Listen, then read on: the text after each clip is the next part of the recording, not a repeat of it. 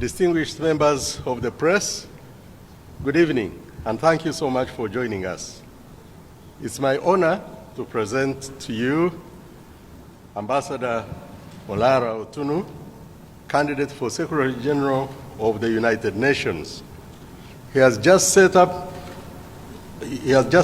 his vision to the General Assembly, and now he's here to take your questions. Ambassador Otunu. Ladies and gentlemen of the media, before I say anything, may I please introduce you to our Prime Minister Emeritus, Dr. Ruakana Rugunda. He's one of the most eminent leaders in our country at the international level as well. He served as ambassador here, Prime Minister many years, and is now senior presidential envoy and the one who is leading our lobbying effort. We are also very honored to have here Ambassador Kakonge, who is the Uganda ambassador to the United States, based in Washington, D.C. And earlier I told you how touched we are that Mr. Salim Lone, who is one of the survivors of that horrific attack in Baghdad in 2003, is today here with us on this very poignant occasion. So thank you. I'm happy to be with you, and I'll take your questions. Go ahead. Thank you. My name is Damilola. I write for Pass Blue. My first question, there's been a lot of speculations around why you're just coming out now. Not only have you been an institution within the UN for a long time ago, the last time you had any position at the UN was 2005. Not only are you 2 decades late, so to say, for this race, but also you joined the race itself when the process had progressed substantially. If you could talk about that, would be great. Thank you. Well, just 2 things. I hope that my breadth and depth of experience, covering some 4 decades, covering all 3 pillars of the United Nations, meaning peace and security, on which I've worked in the Security Council as Under Secretary General, but also when I was president of International Peace Academy, now IPI, my work on development and my work on human rights. Human rights, together with Prime Minister Dr. Ruakana Rugunda, we cut our teeth in the struggle against the rule of Idi Amin in Uganda. So all my adult life, I have been engaged in the promotion of human rights. So I hope that that breadth and depth of experience is what the UN needs today. More than that, some of you may know that in the leadership positions I've occupied here at the UN and elsewhere, my trademark has been 2 things: forging consensus, building consensus, even when things are very contentious. 2 examples you may recall. One, the Otunu formula, which is now being used since 1981 to elect the Secretary General. I was able to put that together in 1981. 2, in this very hall, in this very hall, the General Assembly, 1983. You may recall in October, in the middle of the General Assembly, we had the Grenada crisis. The government was overthrown, new forces took over, the president was killed, and we had 2 delegations turn up here to represent Grenada. At that time, I was the chair of the Credentials Committee, and it fell to my lot to work out something to get the General Assembly out of a 3-week paralysis that had befallen the General Assembly. Later again, when I was Under Secretary General working on the issue of children and armed conflict, previous to my pioneering work, the Security Council preoccupation was essentially about the security of states. Nothing wrong with that. That's what the Charter had provided. It fell to my lot to forge a consensus, to build a common position within the Security Council to incorporate the most vulnerable segment of our population, children, in situations of conflict, and women and other innocent civilians. That machinery is now being expanded to incorporate very important provision for protection, for enforcement, and I'm very happy about that. So really, I bring that experience. And now just you may have heard, when I began receiving calls and messages from around the globe suggesting that I should consider entering this race, I was not in New York. I was not in London or Paris. I was not even in Kampala. I was deep in the womb of the countryside in northern Uganda. Why? Because as you may remember, very few places suffered as northern Uganda as a result of 20 years of war and encampment. This is the place that you remember the Under Secretary General for Humanitarian Affairs once called the worst forgotten crisis in the world. So for the last 5 years or so, I've been working together with others, with the community, building a non-partisan, across-the-board movement to restore, to rebuild, to resuscitate this once progressive, dynamic society, which is now a shadow of its former self. So I would hope that this body of experience, which is probably unusual in their breadth and depth, might be useful for the UN and the international community at this particular moment. Let me say also, when I say to the members, the UN can no longer bear the full burden of what has been placed on it. The UN should look to share, to partner with others, especially regional groups. When I was at the UN and when I was at the International Peace Academy, part of what I did with various regional groups was building that partnership. So I would hope that when we are looking for a Secretary General who is active, who is engaged, who knows the permanent members, knows the membership, has actually had a track record of building consensus and proposing innovative solutions in difficult situations, I would hope that members might have a favorable look at my own background. So that is the answer to the questions you asked.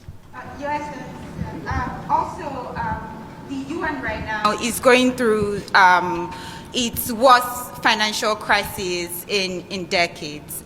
You've talked about innovative things that you've done in the past. What new solutions might you have in solving this perennial problem for the UN right now? First, Madam, I have said that the enterprise of reform today at the UN is not an optional choice. Where the UN finds itself today, this is an imperative. We cannot continue with business as usual. The UN is at risk. We will make a grave error of judgment if we continued as is.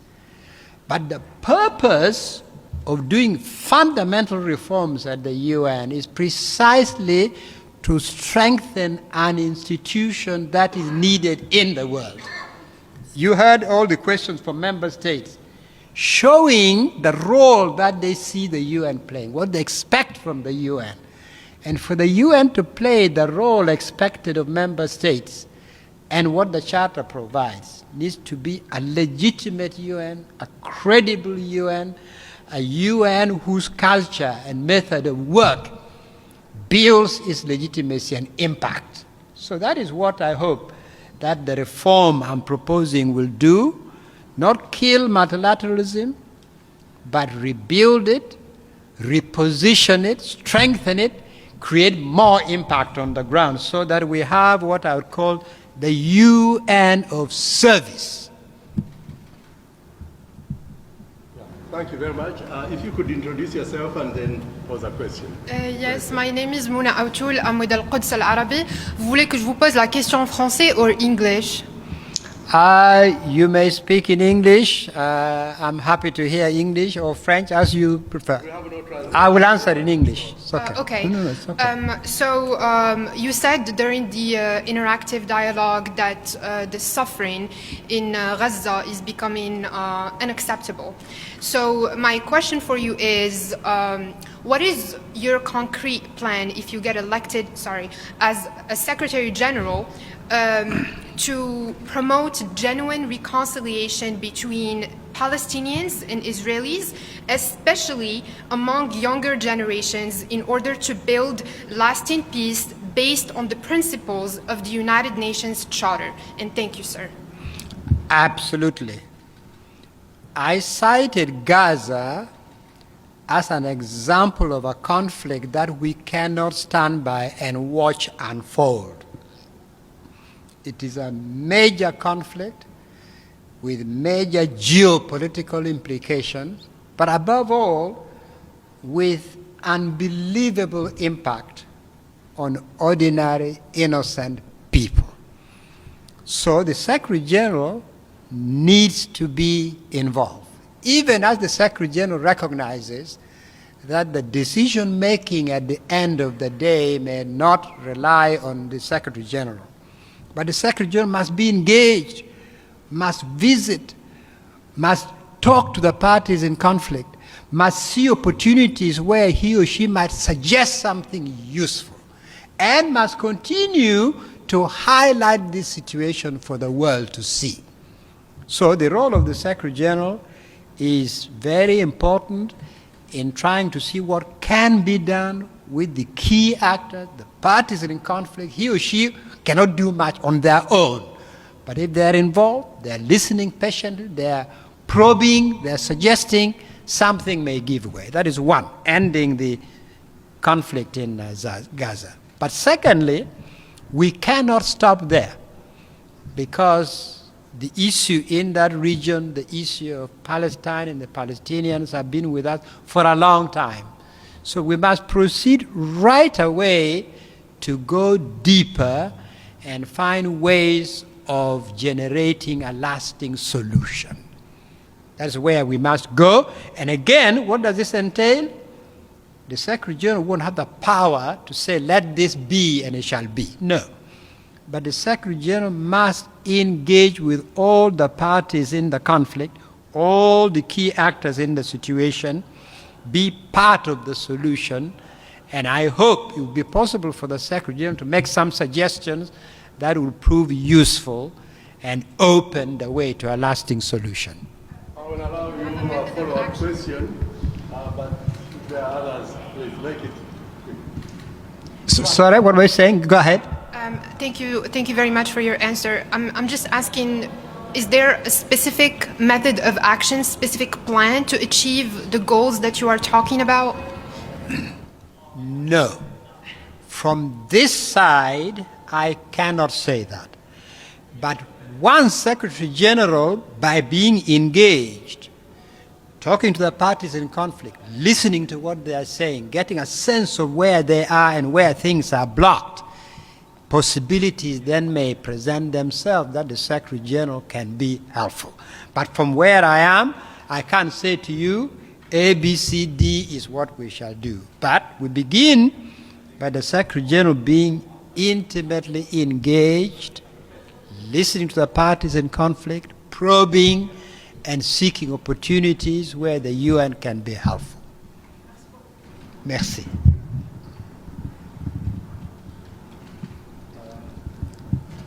Thank you very much. Oh, you have? Yes, if I could, I work with Damalola at Pass Blue. I wanted to ask you about the fact that President Museveni has endorsed you when, in fact, you have been in the opposition party. If you could explain those politics, because there is a lot of information out in the social media that may be misinformation or disinformation. Thank you. President Museveni and I know each other well. We go back a long time, together with my brother, the Prime Minister. We were engaged together in the struggle against the Idi Amin regime. Subsequently, our paths diverged politically, including with my brother, the Prime Minister.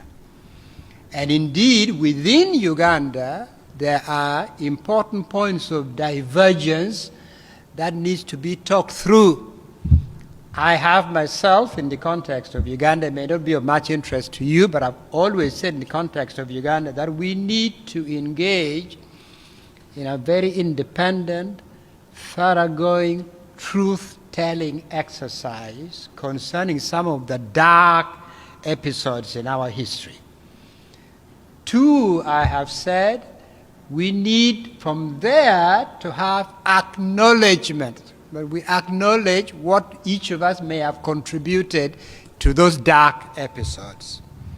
And that will then liberate us to climb onto the hill of national reconciliation.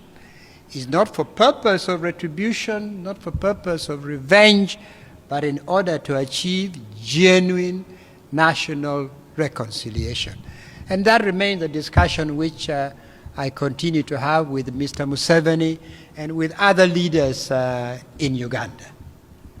And that indeed, by the way, is my position not only with regard to Uganda, but in other situations where I've been involved, situations of conflict, of dark episodes in the history of countries. I've called for the same thing.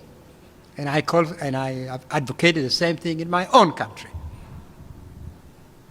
What do you say to all the people who think that a woman should be the next Secretary General? The United Nations should be a United Nations of inclusion. All aspects of inclusion, whether in terms of geography, gender, culture, faiths, all inclusion. It should be an inclusive institution. And all considerations along those lines should be taken into account. They are legitimate, they are important.